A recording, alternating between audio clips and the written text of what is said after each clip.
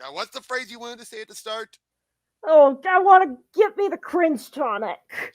The trend. You want to do it for this one or the next one or both? This one, next one is what the did I just watch? Do you want to shake the camera again? Yeah.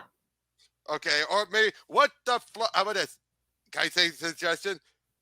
What the banana breast fuck or something like that, you know? Yeah, what the banana split did I just watch? Yeah. Okay, so let's start. Ready?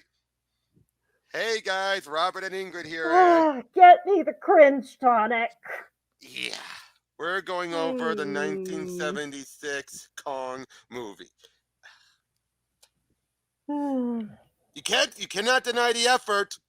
They put in effort. It's just that they shot themselves in the foot and wasted it at the halfway mark. They did. Now, going into this, most of the budget was wasted on a giant animatronic Kong that didn't work. This is worse than the great white turd that Steven Spielberg had to deal with from Jaws.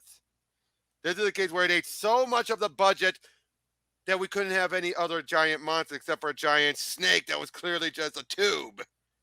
And they had to go with a guy in a suit, but they made it work. Yeah, that part was pretty solid. I would say this is one of the few times where I would say they did better than Toho. Yeah. Would you agree with that?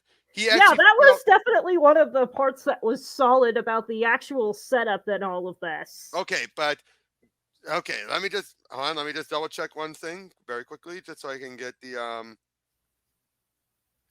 name. That's so I can get the names right.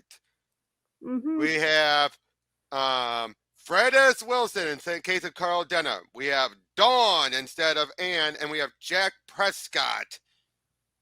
And basically, it's a similar thing, except it's through the then modern day in 76, which by this point you had eco-terrorists who were considered heroes back then, and you had Fred Wilson's going there not to find Kong but to find oil. You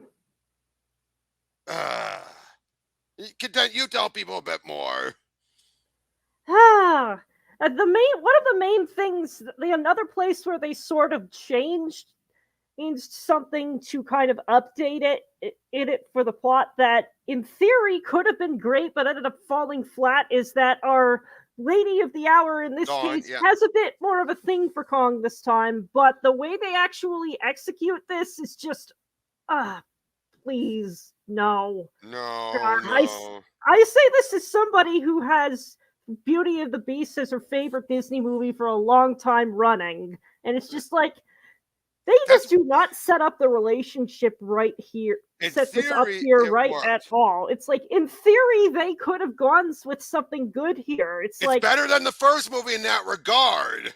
Yeah, it's better in the first movie in that regard. It's just like it would have been really easy to do something like, hey, these guys view themselves as far more civilized, but they're treating her like this. Well, basically treating her like a piece of meat for their own ends, and meanwhile the thing they consider a monster actually is just, a noble beast doing its own thing out in the wild. Wild, and sort of like doing a juxtaposition like that. But no, instead we have a lot of screaming that awkwardly turns into asking it for star signs, and I'm like, hold on, what? That was like the moment where they audibly lost me. At least, and we'll go over more when we go back to Peter Jackson. Why does this thing make me enjoy the Peter Jackson more, even for the extended version? Because he seemed to get things right. Yeah, he seemed to at least understand a bit more in that department, but it's just like, and then from the rest of it, I was just cringing because I could see a far better movie version of how this movie could have gone in my head, and it wasn't what I was seeing on the screen. And I kind of just wanted to not look at the screen. Especially, they take him back. So because they decide, who cares about the oil? We got Kong. And then he's in this giant cage covered by this giant fake gas, pump. And they lift it up, revealing Kong. And they say, oh, don't worry, it's escape-proof. Breaks right out. And then they start, he starts stomping around, and then, Jack then notices. Now, I actually did not mind the World Trade Centers looking like the two giant mountains that were Kong's home. That I liked. Yeah, that was a very on point detail. Like I said, I'm cringing at this movie because I can see it had a lot of potential. They just shot that potential in the foot. It's like I can see there could be a better movie there, but it's not. I know, but then also I didn't mind Kong somehow leaping from one of the towers to the other. Yeah, that was pretty cool. But again, it's like Kong in the original could barely hold on to the top. Mm-hmm. This Kong has so much space to run around on.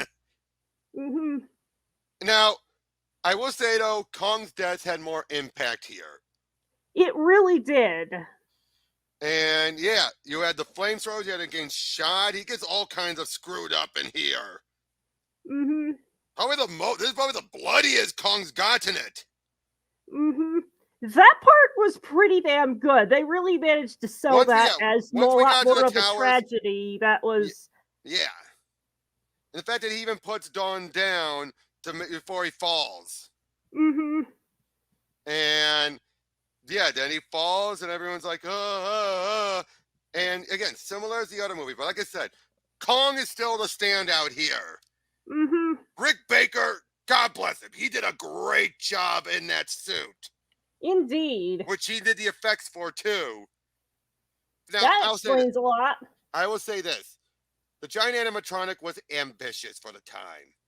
Yeah, it was. Yeah, I can't give them. Yeah, Sorry. I can give them points for trying in that department. It's just that it ate way too much of their budget. Yeah, and